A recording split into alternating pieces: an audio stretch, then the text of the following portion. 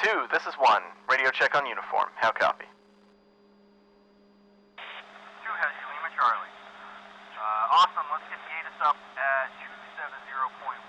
Also, Austin is going to be calling ahead to tower for us in the set, so don't bother calling for startup anymore. After you've got the ATIS, get the HQ up and contact me on 32.5. Oh, and one last thing to remember. You've got all the frequencies noted down on your keyboard, so if in doubt, make sure you check there, okay? Roger, Wilco.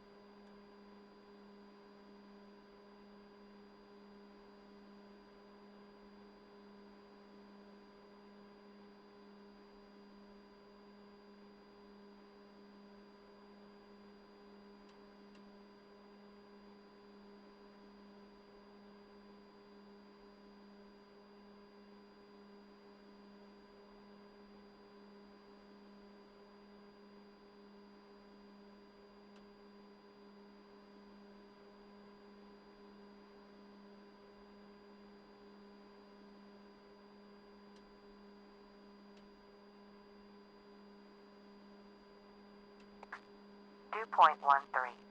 Altimeter 2959. Runways in U03 left, 21 left. Expect visual approach.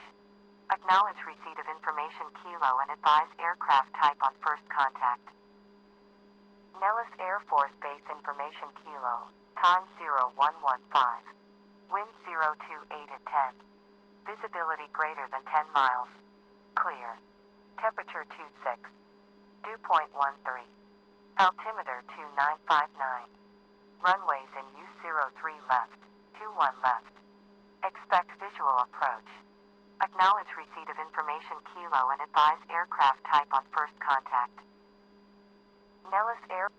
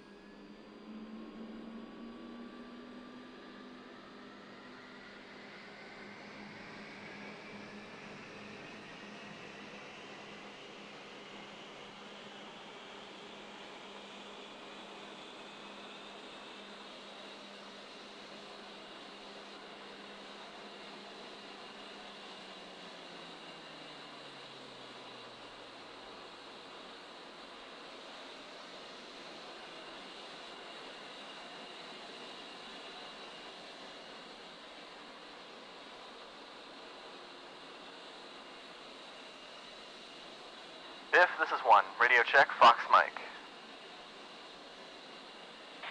I get you 5x5, Kermit. Hey, while we're at it, let's see if Victor works fine. Push 124.6, and let me know once you're there. Pushing 124.6. And there. Ready.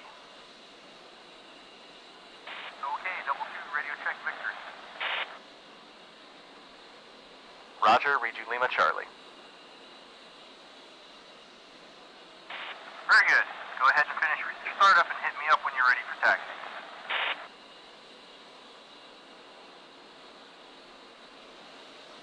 Yeah, copy that.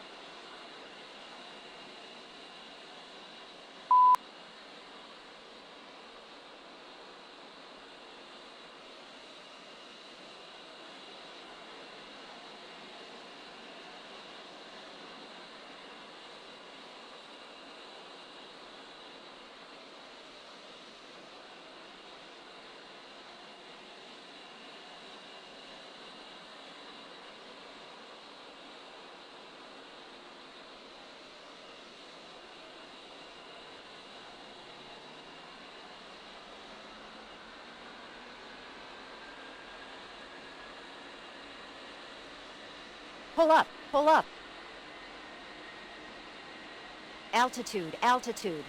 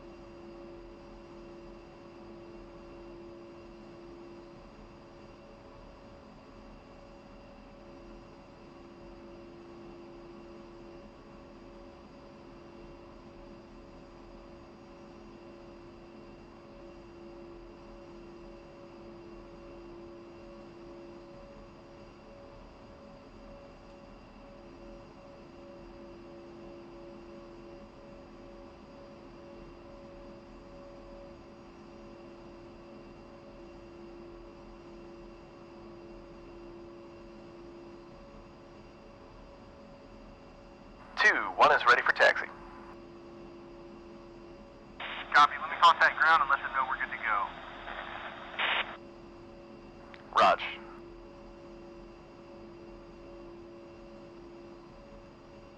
Nel's ground, Devil.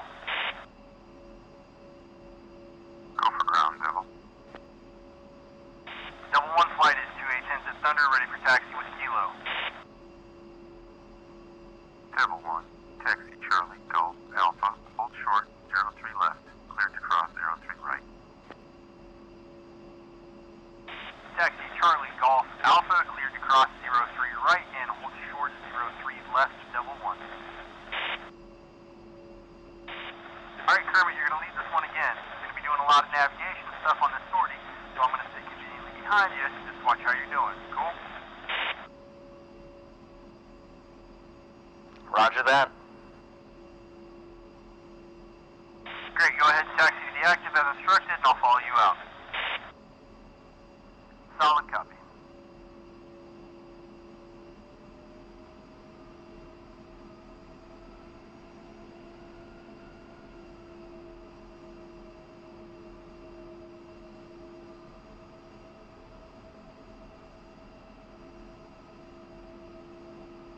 One, taxi out.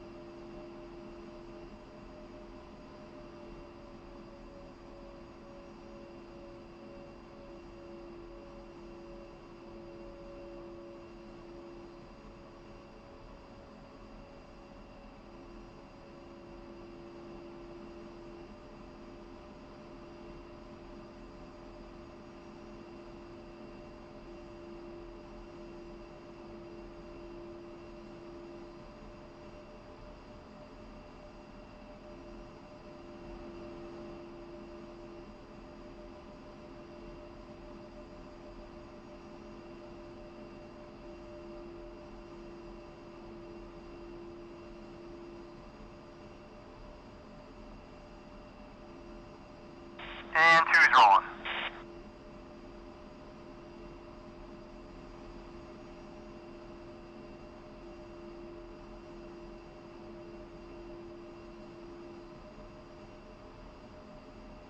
Ground, Devil 3 flight, 2 A-10s at Thunder, ready for taxi, Kilo. Devil 3, ground. Taxi Charlie, Golf, Alpha, cross 03 right, hold short 03 left. Ground, taxi Charlie, Golf, Alpha, cross 03 Romeo, hold short 03 Lima, Devil 3.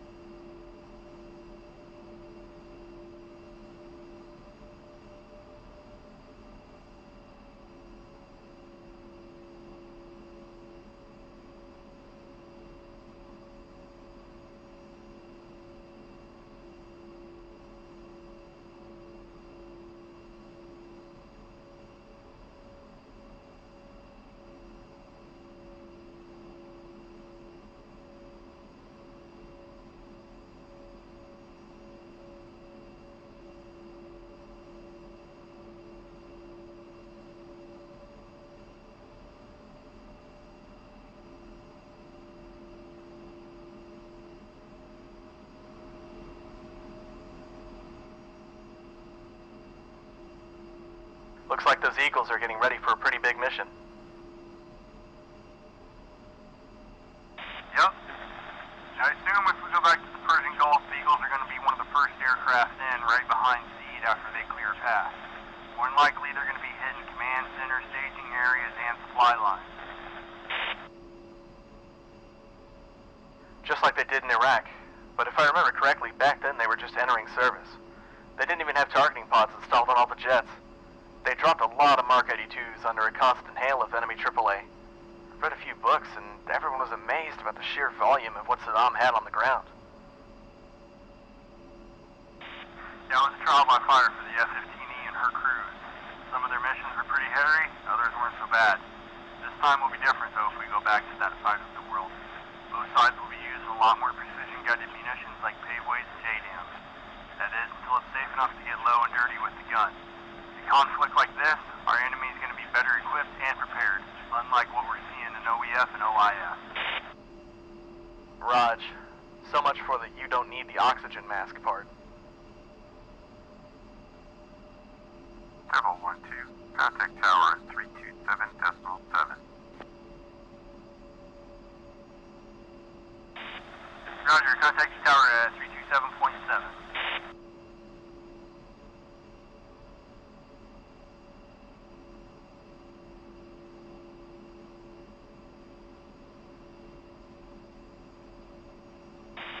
Okay, we're coming up to Alpha, push 327.7, pass 03 to right, stop short of 03 left at the hold line, and let me know when you're ready for takeoff. I'll contact tower.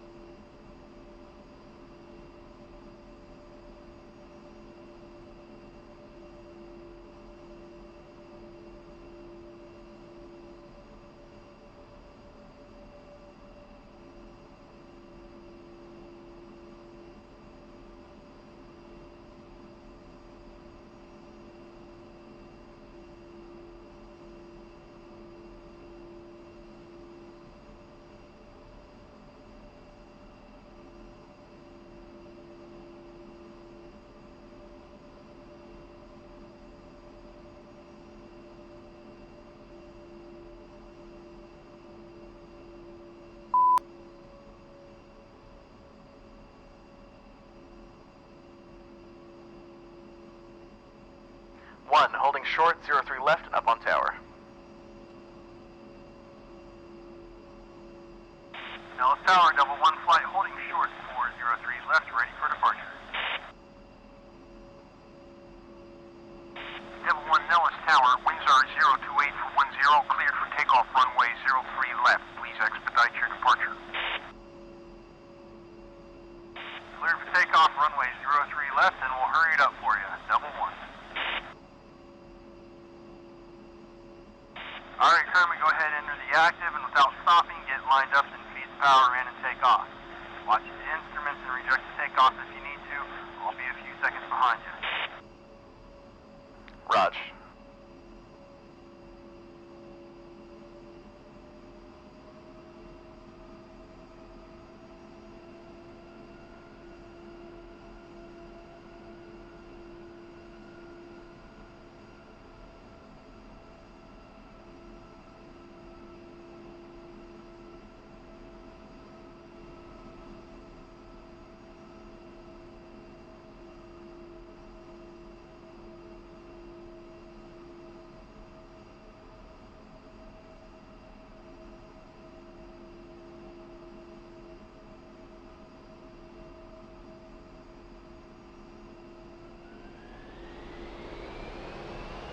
1 rolling.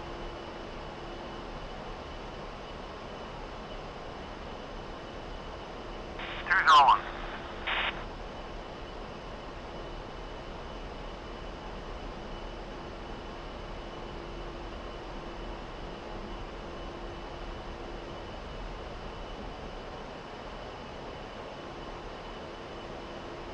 One, gear up.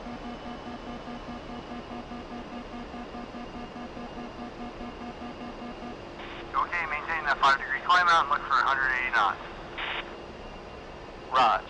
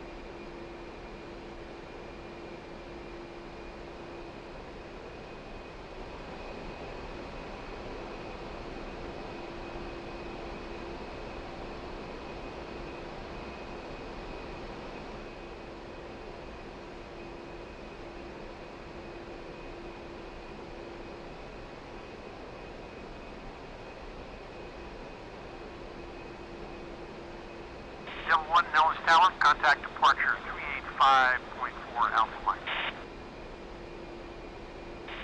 Devil 1 copies, contact departure at 385.4 today. Okay, Kermit, push Nellis departure on uniform. I know it's a lot of jumping between different freaks. Perhaps we should go over using preset channels in one of the upcoming sorties. That sounds handy. Okay. Let me know when you have your uniform up on departure. 1 is ready. Departure is set on uniform. Nellis departure, Devil 1 flight is with you over Apex, climbing for 10,000 feet. Devil 1, Nellis departure, radar contact. Clear to resume on navigation. Cleared for own navigation, Devil 1. Alright, let's climb to Angel 10, speed up and maintain 220 indicated. 1, climbing to Angels 10 and maintaining 220 indicated.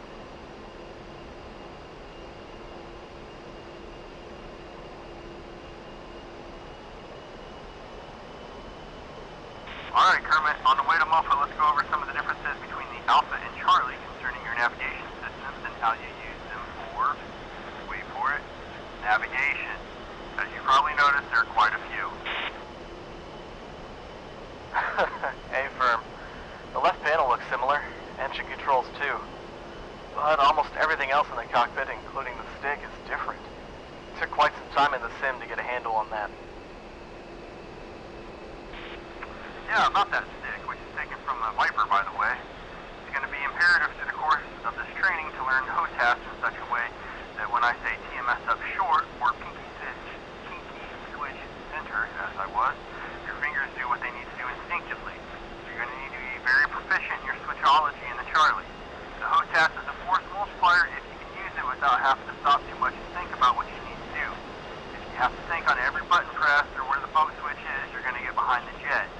I asked during the briefing to include the schematics in your kneeboard for reference, so if you're unsure, just use that, okay? Thanks. If I need it, I'll flip over to it. So, where do we start on the nav? Cool. And with that, I'll get off my soapbox. Okay, back to the task at hand. We'll quickly go through the main instruments and panels used for navigation. We'll start with the navigation mode select panel, or NMSP, and talk about the HSI, ADI, and then turn to the right console and talk about the auxiliary avionics panel, or AAP. We will also cover the basics of the autopilot and HUD today and focus in a bit more on the details tomorrow. Ready? I'm all ears.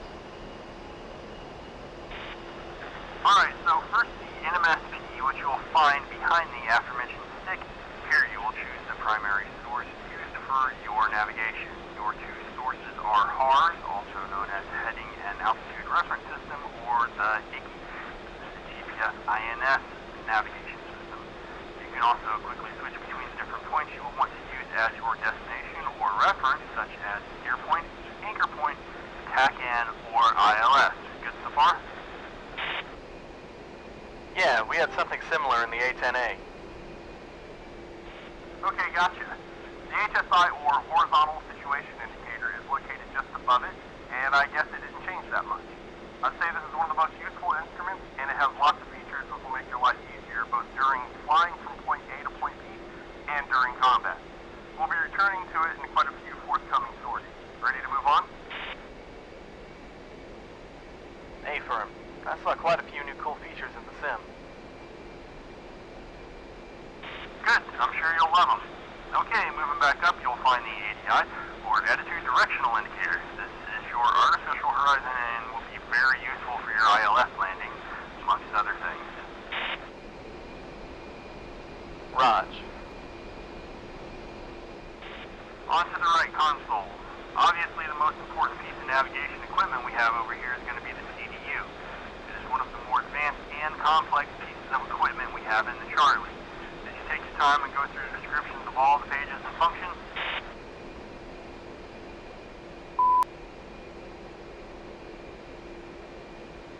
Nope, got bored to death on the third page of SIS. I can't blame you, bro, but there are some true jewels hidden between all the bit and test pages. We'll come back to that. Okay, so just below the CDU, you will find the AAP, where you will power up the CDU and Iggy. The two dials below are handy for quickly displaying CDU info about your steer point, waypoint, or current position, and for determining whether you will be using the waypoint database for your flight plan, mark points, or all of it. Take a look at these. Okay, sounds easy enough. Devil 1, contact Blackjack at 377.8. Shit. Kermit, I've got this. Stand by. Roger, Devil 1 switching. Good day. See ya. Follow me over to 377.8 and I'll explain in a bit.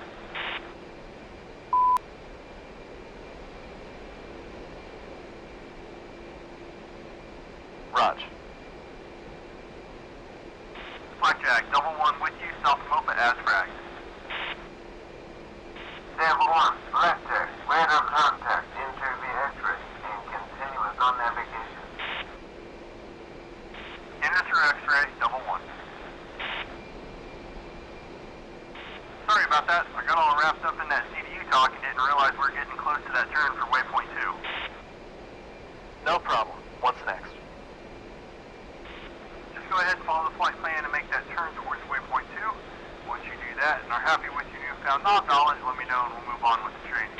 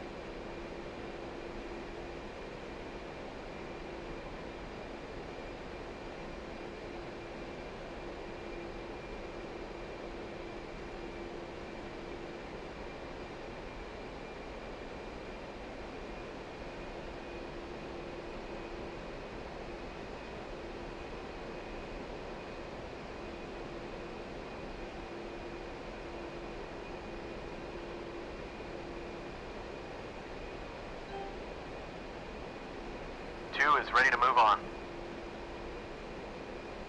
Good. Alright, let's start with the HARS, Iggy, and NMFV.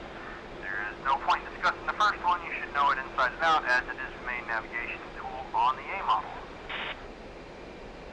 Sorry, but I have to disagree here. The main navigation tool was effective employment of the clocked map ground skill, for which the INS is only a reference point. The drift was so high that without detailed maps of the terrain and careful study, we'd never be able to find our targets. Shit, it was that bad then. Okay.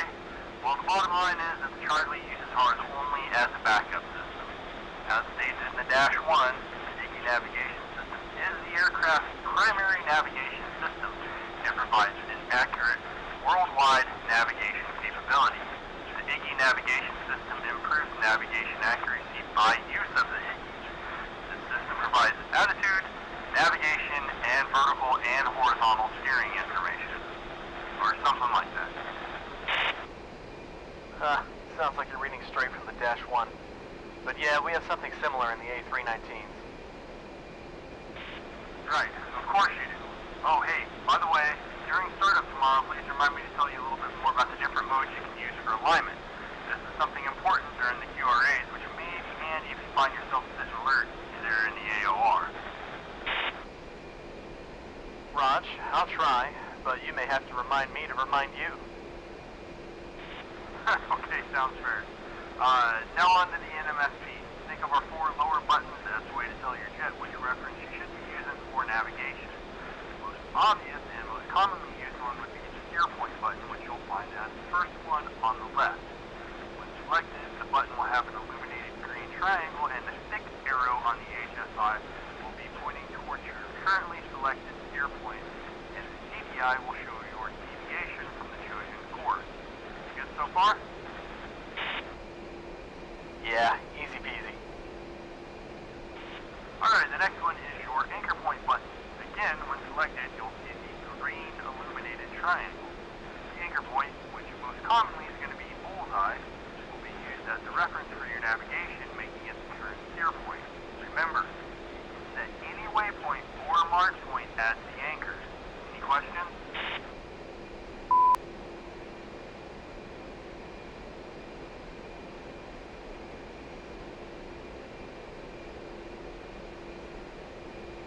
Yeah, why would I want to change anchor point from bullseye to another waypoint?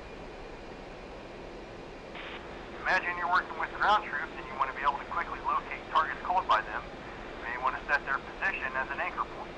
Or you're working with assets from other countries that don't normally use MGRS coordinates. Say, for example, some French jets or maybe helicopters. Then you want to choose a waypoint that is common for both of you as the anchor point. You want more examples? Nope, we can move on.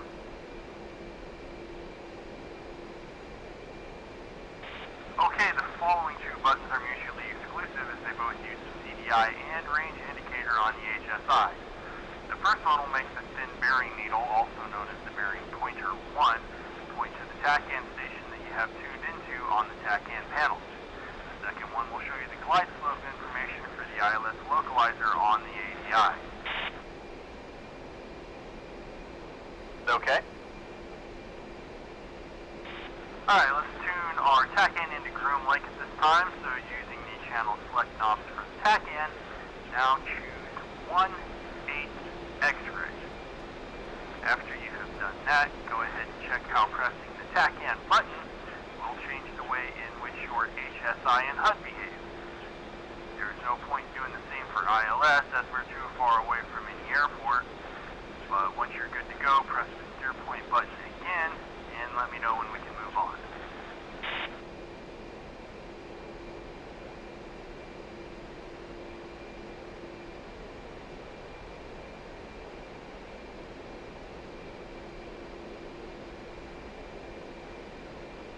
Alright, I'm ready.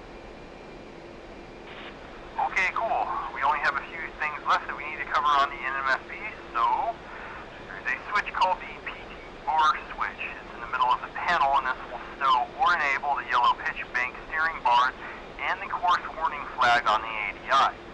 There are also 2 lights on the right of the panel. They are for indicating the activation of the UHF and FM radio's homing function radio is an additional source of navigation by homing in on the signal transmitted on whatever frequency you have dialed in.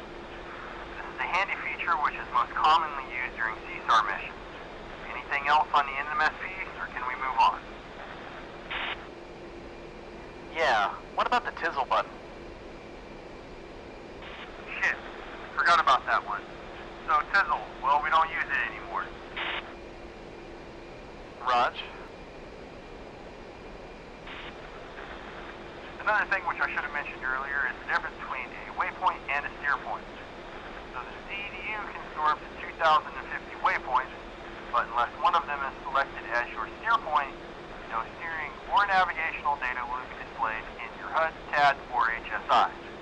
So in a nutshell, the steer point is the waypoint or mark point you currently have selected, making it your destination. Make sense? Absolutely. Right on. Okay, another new feature for the Charlie is autopilot. Actually, we should have covered it in the beginning, as it's very handy for you to fly straight and check all your instruments as I described them, but it seems you've already figured it out.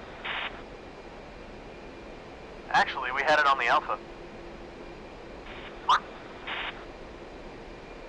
The autopilot. Last he was introduced on later versions of the A-10A. Roger. Anyhow, it's on my list, so we need to go through it. So fireworks here, it's as simple as it gets. The autopilot switch is located just below the throttle set on the LACD control panel and has three basic functions that will enable you to keep your current altitude, heading, or both. So let's go through the autopilot three functions one by one. Ready? Can't wait. So starting with the basic mode, which you're going to find pretty useful for cruising, we need to make sure that we're flying straight and level or pretty near it. Then we'll put the autopilot switch in the middle position, marked ALT-HDG for altitude and heading hold, and press the button marked engage, disengage, located just to the left of it. You can also use the button on the left throttle, and one last thing before I forget, you should make sure that the jet is pretty well trimmed out before you set the autopilot. If you're too far out of trim, it will make the autopilot disco, which is a bit annoying. And with that, go ahead and engage the autopilot and let me know once you got her on.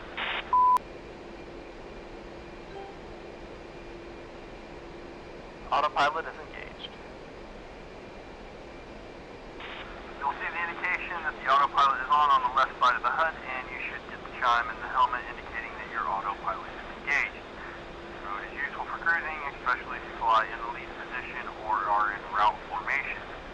It should go without saying, but never use any autopilot mode when flying in close formation as a wingman.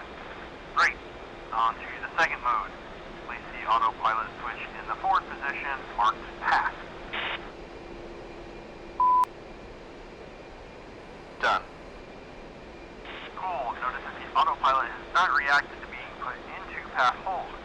Flipping the mode switch while keeping the autopilot engaged does nothing. It will stay in whatever mode the switch was in when you engaged it. Now disengage the autopilot by pressing either button. After that, while keeping your wings level, pitch your nose up and give me a 5-degree climb. Once we're in that climb, re-engage the autopilot.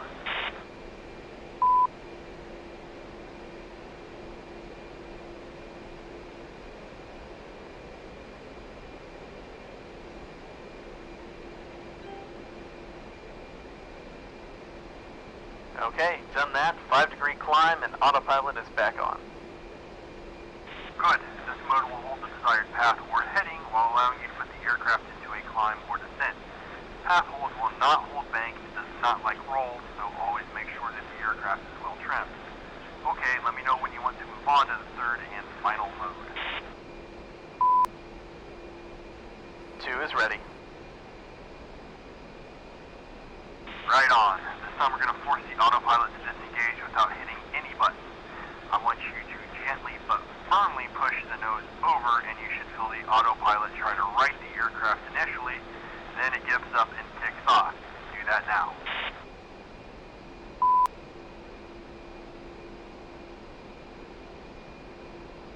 Warning, autopilot. Okay, it disconnected. Perfect. So as you can see, you can add in small, minute manual control inputs while autopilot is engaged, but anything much more than that, the autopilot will disco.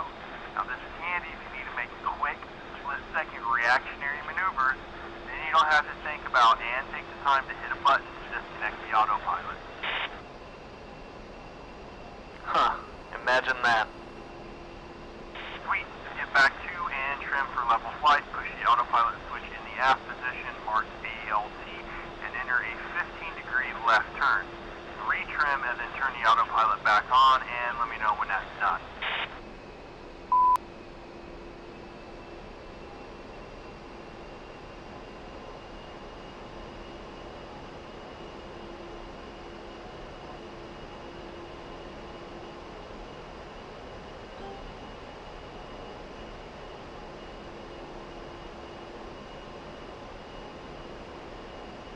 Yeah, done. Cool. This is a very useful mode for when you want to prepare for an attack, scan the area, or when you just need to anchor. Your plane will hold a set altitude and bank angle, which will allow you to direct a bit of your attention onto other things, like searching for and sorting targets with the TGP, working on CDU stuff and things, or a myriad of other tasks. It certainly is useful, but compared to the A319, it's pretty primitive. With the 319, we've got 4 layers of autopilot, auto thrust, and computer control flight modes. I heard about that, yeah? What we have on the Hog's really simple, but it does its job. Now to finish this part, onto the restrictions. In order to engage the autopilot, you need to have the EAC switch set to on. That has to be engaged. IFC needs to be in the test or on position, and the IGE must be fully aligned and selected.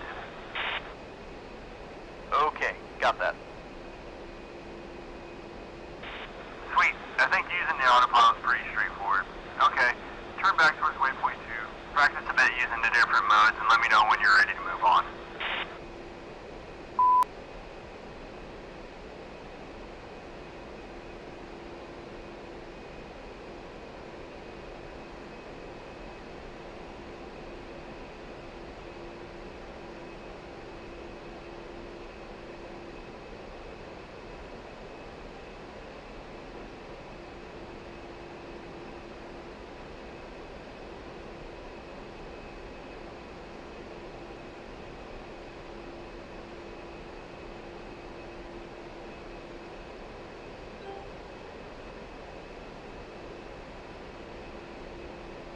Okay, 2 is good to go. Okay, on the front dash you'll find the HSI. The HSI is a very useful, if not the most useful, navigation instrument. It is located in exactly the same spot it was in the A model, on the center dash and just below the ADI. When you're reading through the manual, you probably saw a huge number of different functions and pointers described there. It's all crammed in that little small space, but trust me, sooner or later you will use all of them. Okay, ready? Let's get to it. Alright, starting from the center you will see a static white aircraft symbol there. This is very important to note that all of the indications are relative to this symbol. The outer ring of the HSI is where you'll find the rotating compass card with the top of the compass showing your magnetic heading. Additionally, you'll notice a thin lever line extending straight up and back down from the aircraft symbol. Finally, on the outside of the compass card, you have 2 pointers, one thin and long, and the other one short and thick. The longer, thinner one is labeled as 1, and the shorter, thicker one is 2. You can see the markings on the pointy end. Still with me? Yep, go on. Okay, just checking. I know this is a lot and it's pretty dry. Alright, back to it. So the shorter one always points to the currently selected steer point. The longer one will point towards the selected TACAN or UHF station. Now both needles are stowed together if you have neither of these set. Don't turn your plane just yet, but cycle to waypoint 3 please. You can do that by making your HUD soy and pressing DMS up once, or using the steer point rocker switch on your upfront controller or the UFC. Once you've done that, observe the movement of the stick arrow, then switch to waypoint 4, and finally go back to 3. Let me know when you've done that.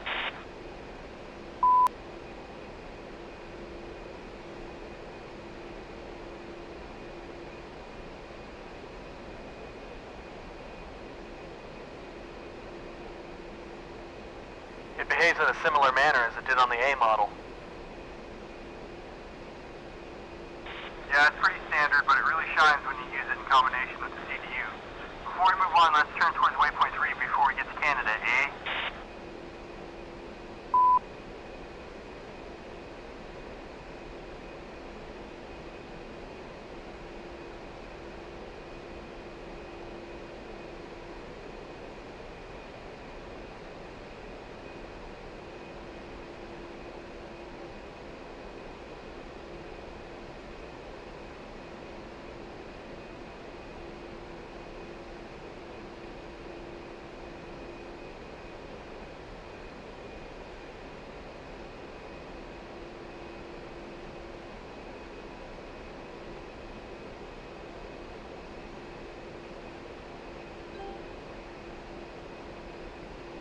Devil 1's on the new course, ready to continue. Good. You'll see that the bearing needle points directly towards waypoint 3. However, the middle part of the arrow is way to the left. This is the course deviation indicator, which tells you how closely you are following the desired course. Since we turned long before reaching waypoint 2, we are left of the desired flight path, and the CDI is to the right from the bearing needle. Don't worry about it too much, as we'll cover it in detail tomorrow. Actually, it may be that your CDI is all the way to the right. If that's the case, just switch your waypoint back to 2 and then return to waypoint 3. Now the CDI should be on the correct side. This is all connected with the waypoint attributes, and as I've said, this is for tomorrow's training. Where was I? Yes. The 2 dots to the left and the right are used to show you how far away from the desired course you currently are, and the scale can be set in the waypoint attributes. Now on to the 2 knobs below the HSI. The left one is called the heading set knob, and it moves a heading marker around the compass. The marker looks like 2 closely set white squares. You can use it to mark a number of things like the wind direction or desired attack heading. It's not connected to any other instruments and has to be set manually. Go ahead and check it now and let me know when you're ready to move on. This seems quite handy. The second knob is the course set knob, right? Correct. It allows you to set the selected course in the window on the top right and move the course arrow around the compass card. You'll want to use it when setting up for landing or if you want to arrive at a specific waypoint coming from a certain direction, which we will cover and talk about when we get to the waypoint attributes. Copy that. And the numeric window on the top left is the range indicator. Stay firm given in nautical miles. So the last thing we need to cover here are the 2 small triangles just next to the aircraft symbol and along the intended course line. They indicate the course the aircraft will fly to or away from the selected TACAN station or steer point. Ready for the next part? Yes, 2 is good to go. Alright, man. Now that we've got some of the things up front figured out, let's move over to the right console and dip into the CDU, starting with the AAP panel, which controls it. Sounds good. Alright, so let's move over to the AAP panel now, which you're going to find just below the CDU. We'll start with the knob on the right, known as the page select dial. By default, it should be set to the other position, which enables data input into the CDU, while the other 3 positions are for read only. These selections will allow minor changes to what is displayed, but you would be unable to edit anything. So the important thing to remember here is, if you want to change any waypoint settings or attributes, this knob has to be in the other position. Copy? Yep. Other for display and the rest is for data editing. Got it. Whoa, let's back it up there, high speed. Other is for editing, and all the remaining selections are for display. You had it backwards. Sorry about that. I copied all, but my mouth is quicker than my brain sometimes. Well, so long as we got it now. Okay, so now let's go ahead and check the position and steer settings using the page select rotary dial. In the position setting, you'll see a lot of useful information displayed on the CDU and CDU repeater if you have a pulled up on an MFCD. Position will display your current location in both lat long and MGRS, your speed, magnetic variation, altitude, and outside air temperature. You can cycle between indicated true and ground speed here, as well as Celsius and Fahrenheit for the temperature. Any questions at this stage?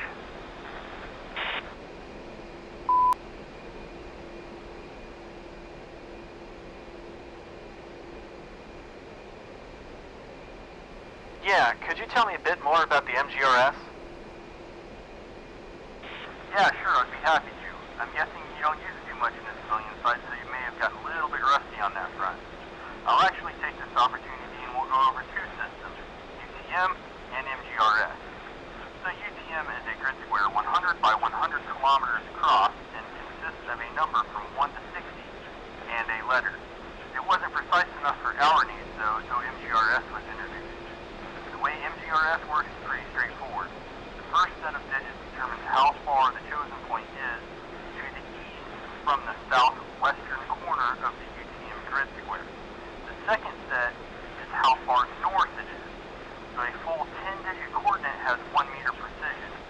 Now that's close enough to confidently put a JDAM on target without ever having seen it. Pretty cool, eh? Yeah, that's pretty cool. Thanks for the explanation.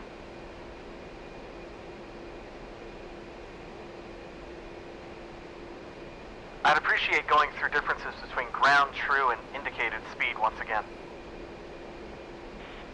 Okay, so in order to fully explain this, we first need to do some math with lots of brackets and square roots.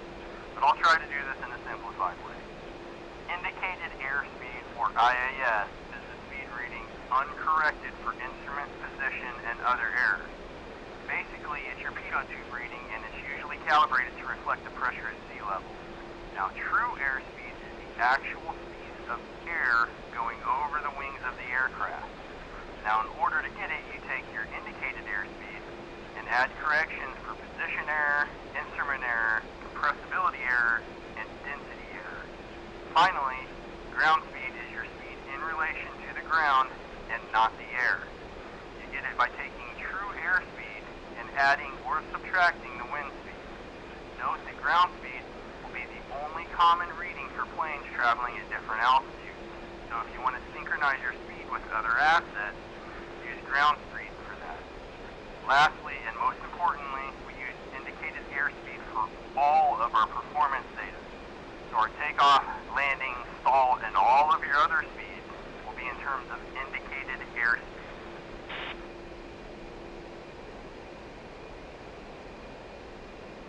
So magnetic variation is around 12 degrees in these parts? Hey firm, I realize you probably already know all of this, but since you asked, I'll go over it anyway. So magnetic variation is the difference between magnetic north, or the direction a magnetic compass needle points to, and true north, which is the direction along the meridian towards the North Pole. If it's east from true north, then it is positive, and if it is west, then the deviation is negative. Now you'll notice on some missions, other assets will give you bullseye calls using true north rather than magnetic. When this happens, you will have to add or subtract the variation from the given heading in order to create an offset point. Okay, thanks a lot for that. Ready to move on. Alright, staying on the AAP, the steer setting will give you all of the important information about your current steer point. The image in the left column shows the image, or desired magnetic heading, which is wind corrected. Below that, you will find the distance, elevation, and bearing to the steer point, which can also be changed to show the radial from the steer point on which you currently fly.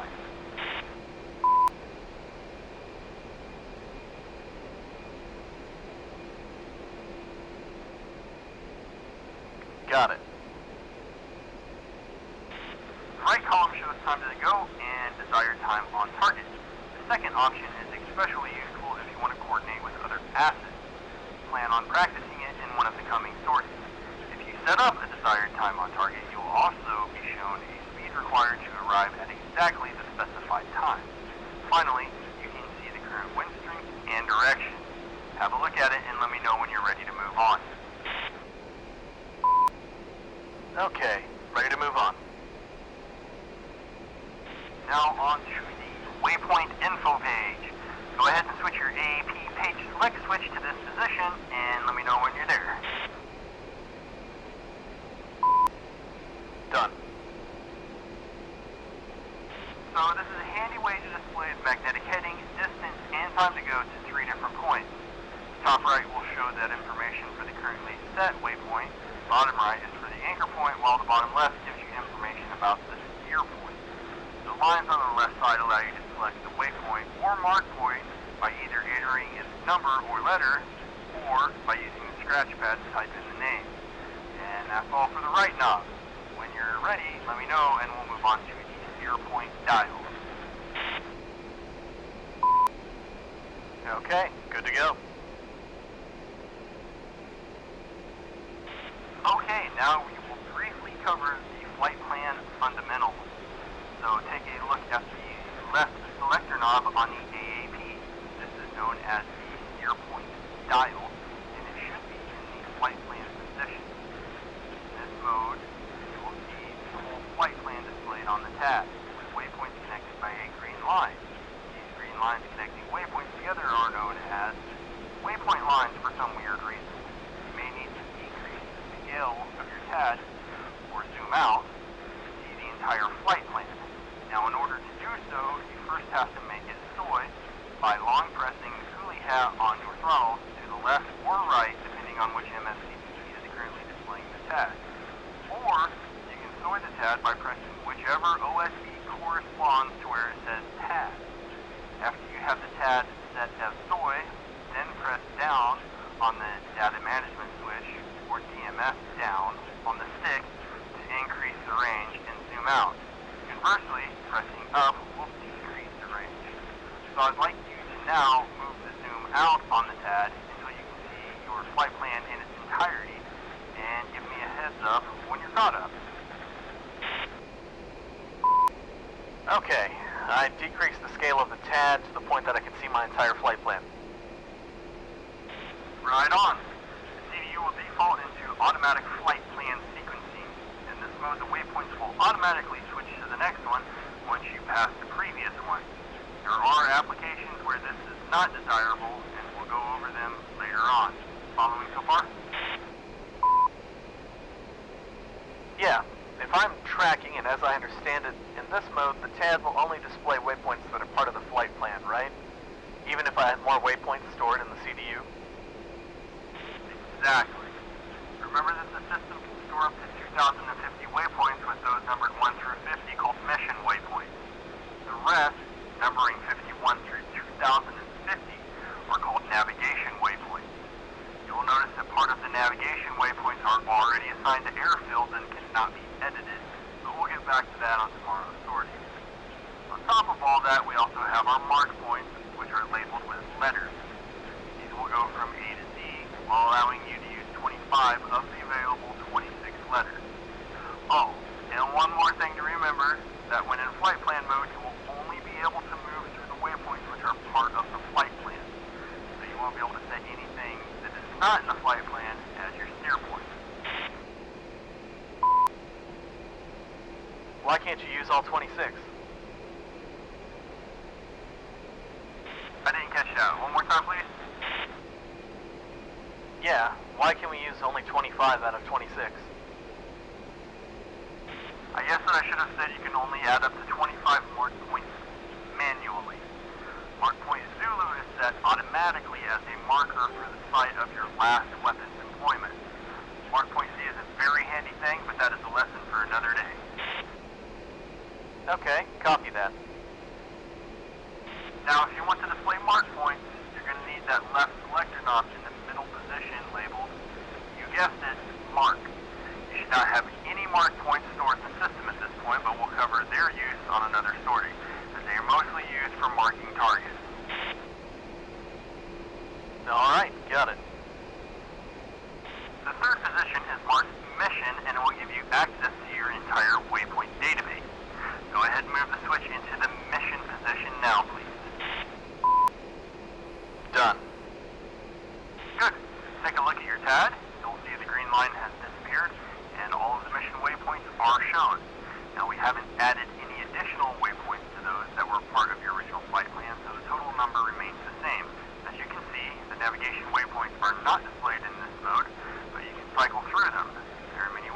that, but we'll use the remaining button on the AAP, which we have not covered so far, the steer point toggle switch.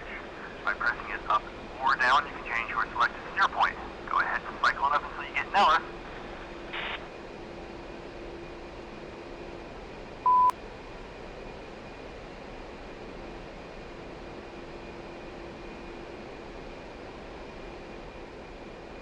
Okay, Nellis has set as my steer point now.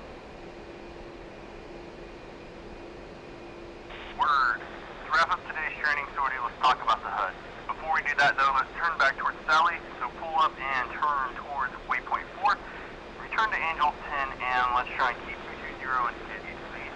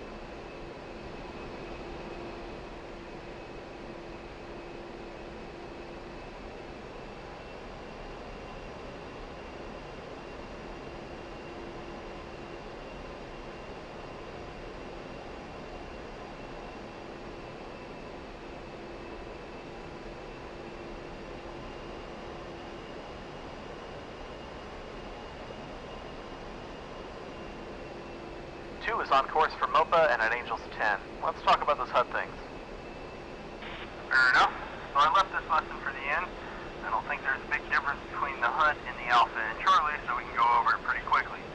Still, I have to go through the parts important for navigation just to be sure no stones are left unturned. So when you're ready, let's do it. Yes, 2 is ready. Alright, here we go. First, let's talk about the total velocity vector, or TVV, which looks like a circle with 3 lines extending outward. It shows the aircraft's inertial velocity vector, or, using English, the point towards which the aircraft is heading, hence its other name, the flight path marker. Copy. I'm aware of both names for it. Good deal. Then you probably already also know that in windy conditions, and especially with a high crosswind component, the TVV may skew to one side of the HUD. This is completely normal, and it tells you this plane is not going in the direction which the nose is pointing. Yeah, copy. Okay, the flight path ladder and heading tape do not need any further explanation. On the left you can see your airspeed, which depending on the settings can be displayed as indicated, ground speed, indicated by a letter G, or true airspeed, which will have a letter T displayed next to it. Now, on the right side of the HUD, you'll see the barometric altitude in feet. In nav and air-to-air mode, it will also show you the uncorrected CACD reading. In CCIP and CCRP modes, it will be corrected for installation errors, non-standard temperatures, and non-standard pressures, and may be different to what the cockpit altimeter shows. Below it, you'll find a flight path angle, which shows you the rate of descent or ascent in degrees. Further below that, you'll find the radar altimeter, which shows the exact altitude over the ground up to 5,000 feet. If you are higher, it will just display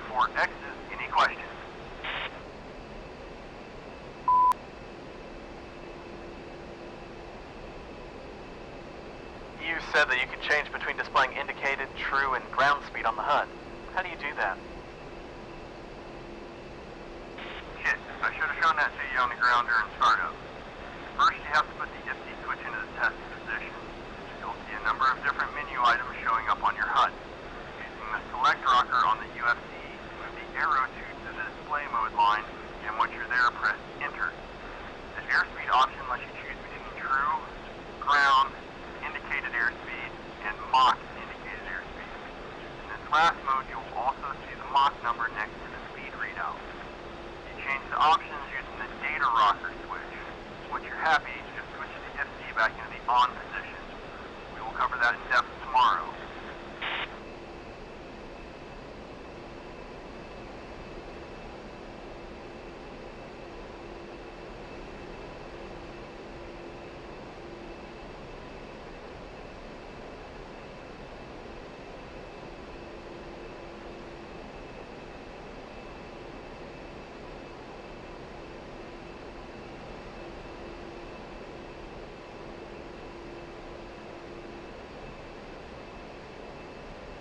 You mentioned different master modes.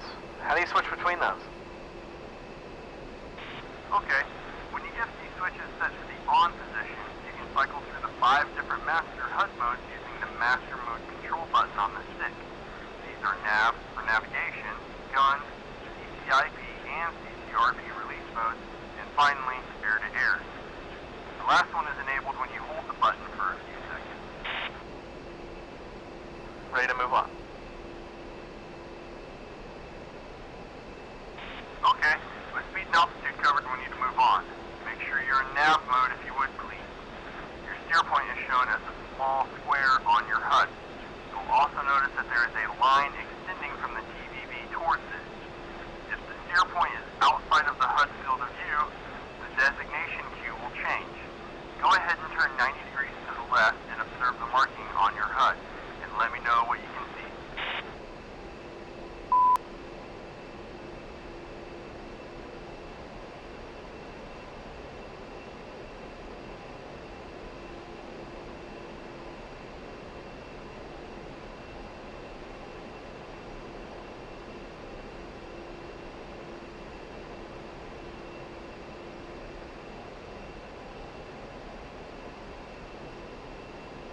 The steer point square now has a number above and below it, and it's just sitting on the side of the HUD.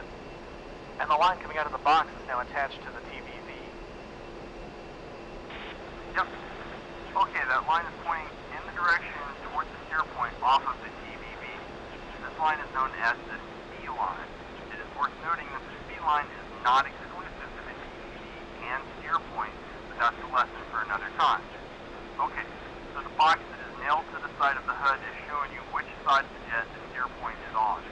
The number at the top is how many degrees off that side the steer point is, and the bottom number represents how many miles you are away from that steer point.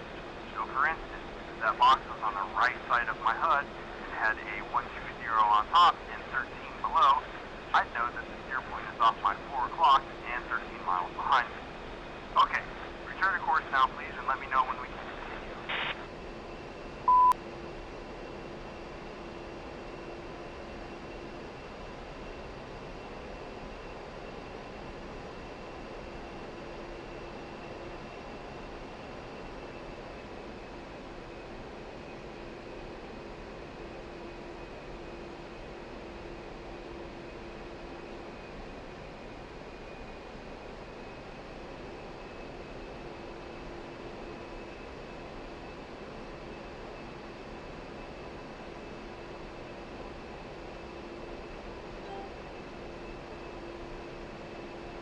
Two's on course. Good. On to the final part.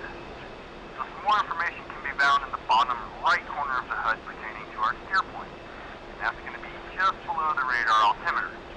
The first line shows the steer point number and ID. As I've told you before, numbers from 1 to 50 are reserved for mission waypoints, 51 to 2050 are for navigation waypoints, and letters A to Z are for mark points.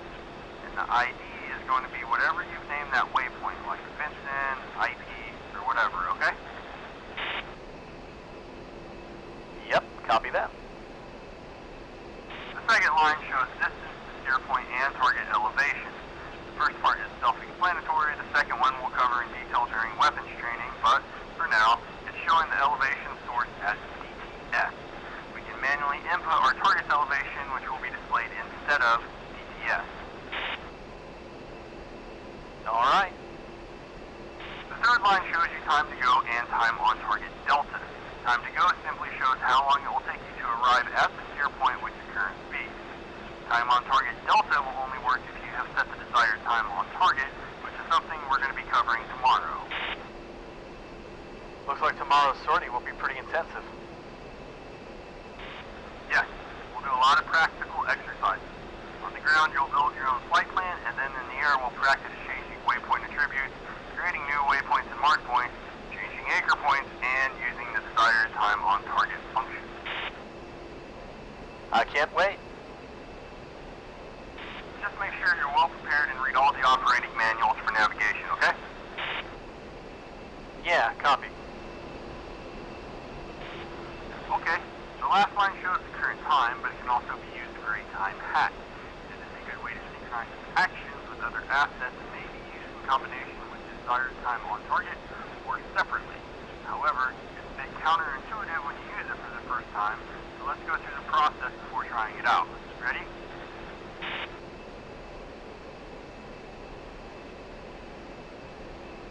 Alright, I'm ready. We will do a 1-minute hack, so press the hack button once and type 0100 on your keypad. Then press enter on your USB. Once you do that, press hack again to return to normal mode. The system will now remember the last value you put in, so if you press the hack button again, it will show it on the HUD and immediately start counting down in the background. For the remaining time, you should press enter. If you want to start over, press hack again. Are you following? Yep, go on. Okay, when I say hack, just press the hack button once, then enter to see the remaining time. Give it a try a couple of times and let me know when you're ready.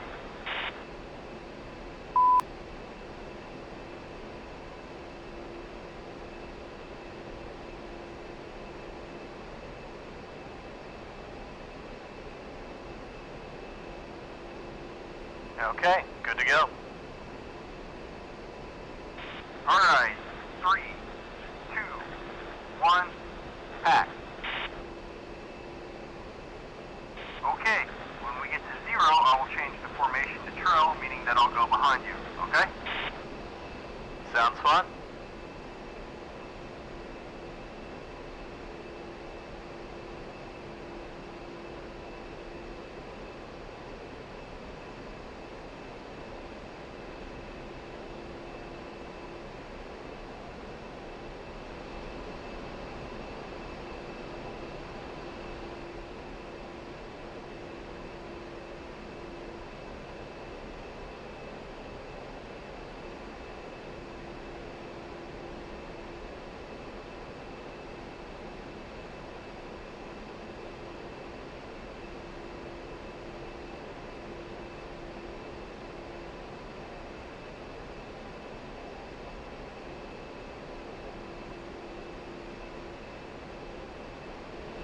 Now,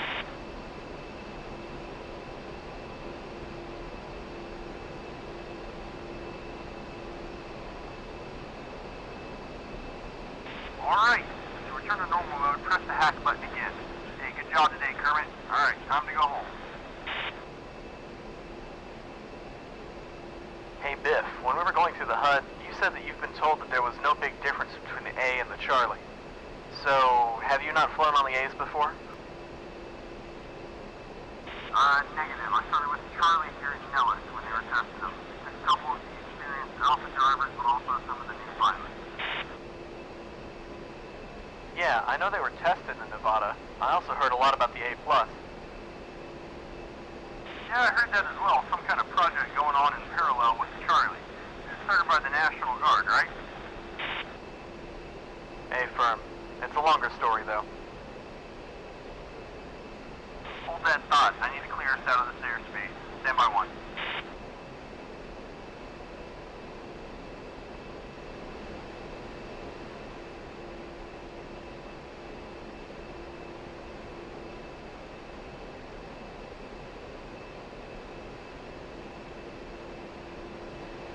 Blackjack, double one is west of MOPA, looking to exit the training area and join the approach for Nellis. Devil 1, exit via X-ray. Contact approach at 291.725. Exit through X-ray and contact approach, double one. Okay, Kermit, make sure to tell me all about the A+ and Charlie one day. Not now, though. We're coming up to MOPA. Hey, since you're in a flight lead position, I want you to take over comms with Nellis, alright? Also, it looks like approach is going to have us shooting single ship approaches as SOP from now on, so anticipate them having you drop me off at the truck stop for the rest of our time here. Cool? Sure, happy to do so. And copy about the approach procedure. Let me check the current ATIS, and then let's contact approach. Let me know when you're ready. Raj.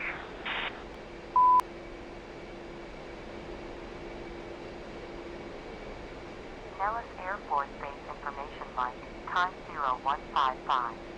Wind 028 at 10. Crew standing by on approach. Greater than 10 miles. One copies. Temperature 26. Dew point 13. Altimeter 2959. Runways in U03 left. 21 left. Expect visual approach. Acknowledge receipt of information like an advised aircraft type on first contact. Approach Devil 1 west of Moapa inbound for landing with information mic. Devil 1 approach. Radar contact. Continue inbound. Expect a visual for 21 left. Continue inbound for runway 21 left, Devil 1.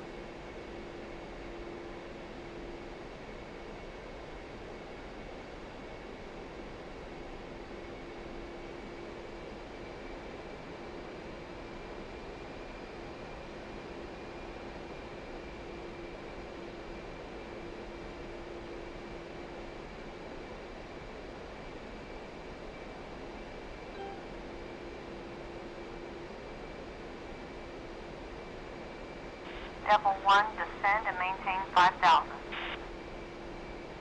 Descend and maintain 5,000, Devil 1.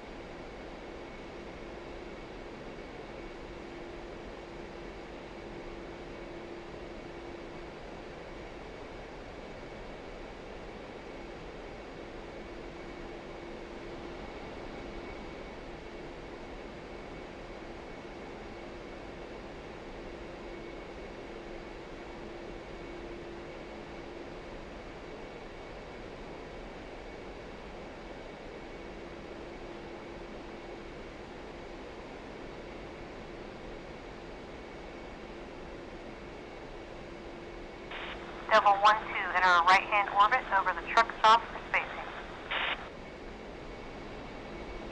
Approach, Devil 1-2 copies, anchored over the truck stop, right-hand orbit.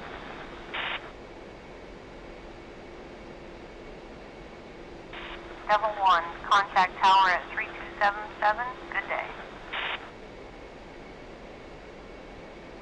Roger, contact tower for Devil 1. See ya.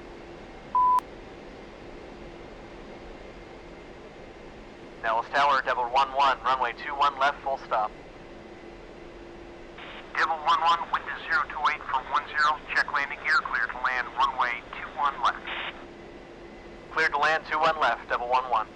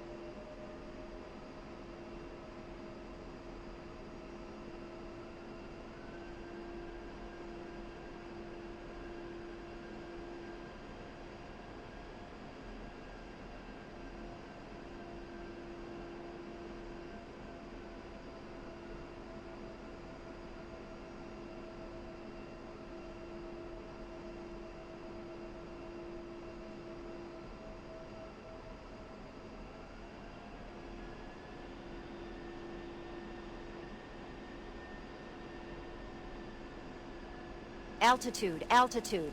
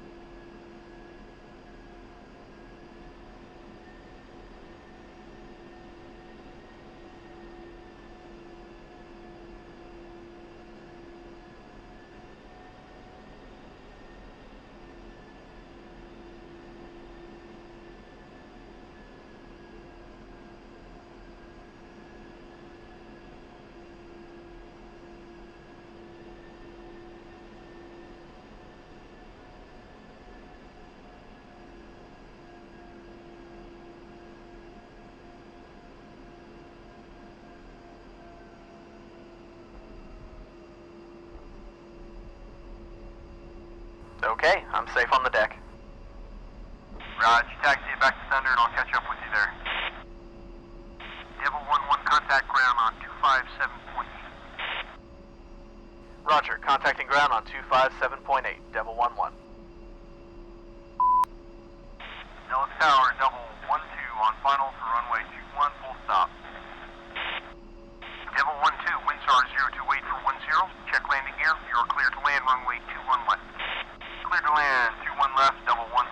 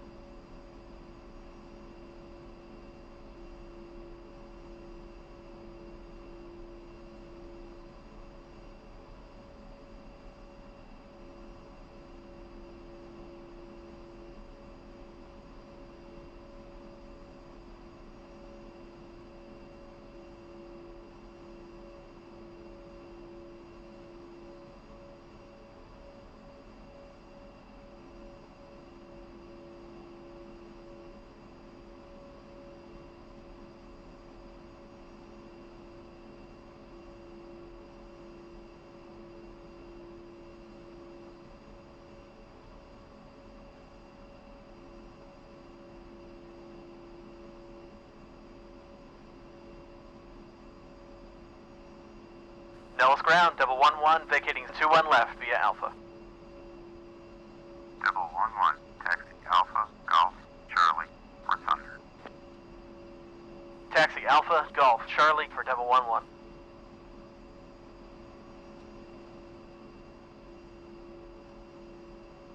Okay, 1, proceed with the after landing, then shutdown procedure. Good job today. Make sure you get ready for tomorrow's sortie. We'll cover a lot of practical stuff. Roger, can't wait. That's the spirit. Okay, that's it for today. Thanks, Kermit. Oh, one more thing. We need to knock out your ILS stuff, and weather is saying we may get some nasty in the coming days. If we get some soup, expect to scrub whatever we have planned and take advantage of that rare, non-sunny day for your ILS stuff. Yeah, see you, boss. And thanks.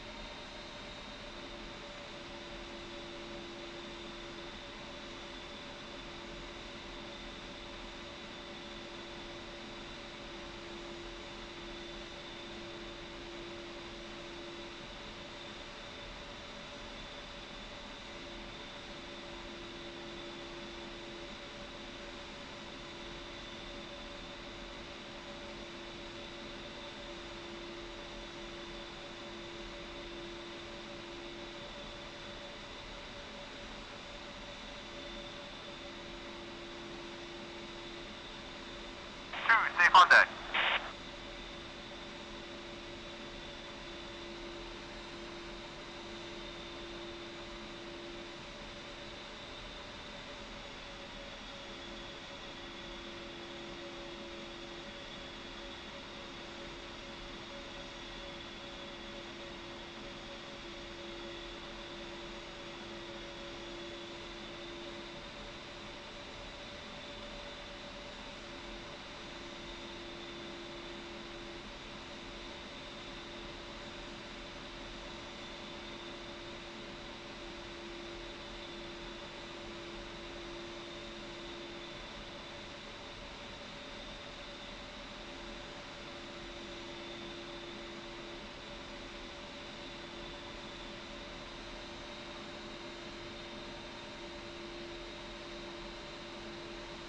North ground 112 is vacating 21 left at Bravo.